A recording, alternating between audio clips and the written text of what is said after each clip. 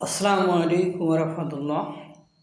গোপালগঞ্জে আপনারা জানেন গণ অভ্যুত্থানের পরে অর্থাৎ 5ই আগস্টের পরে সেনাবাহিনীর সাথে গোপালগঞ্জবাসীর মানে আওয়ামী লীগের লোকজনের ব্যাপক সংঘর্ষ হয়েছিল এবং সেই সংঘর্ষে পুলিশ এবং আর্মির গাড়ি পুড়িয়ে দিয়েছিল।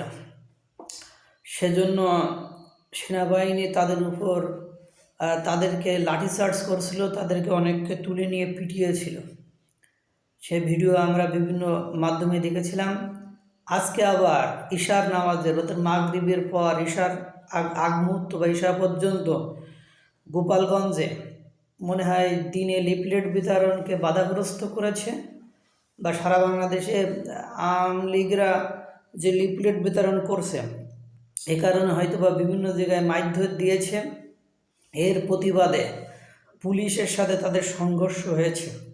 এই সংঘর্ষে কমপক্ষে 15 জন আহত, একাধিক গাড়ি ভাঙচুর করেছে গোপালগঞ্জের আওয়ামী লীগের লোকজন। মানে সে কি অবস্থা, এক মহিলা বলছে আর ভাঙিস নি, আর ভাঙিস নি, মানে এরকম একটা অবস্থা। মানে দেশ যে কোন দিকে যাচ্ছে, কি হচ্ছে, এটা বোঝা বড় দুঃসাধ্য এবং কঠিন ব্যাপার হয়ে গিয়েছে।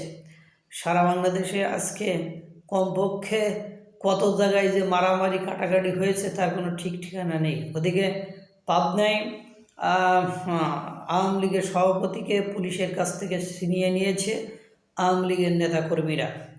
এই অবস্থা গোপালগঞ্জে দেখলাম 15 জন আহত, অহরহ গাড়ি ঘোড়া ভাঙচুর এ অবস্থায় চলছে সারাদিন। এবং তারা টুকটাক সর্বত্র লিফলেট বিতরণ, শেখ হাসিনাতে আস্থা, জয় বাংলা এইসব লিখে মানে একাকার করে ফেলছে ছাত্রলীগ, আওয়ামী লীগ, যুবলীগ এরাই।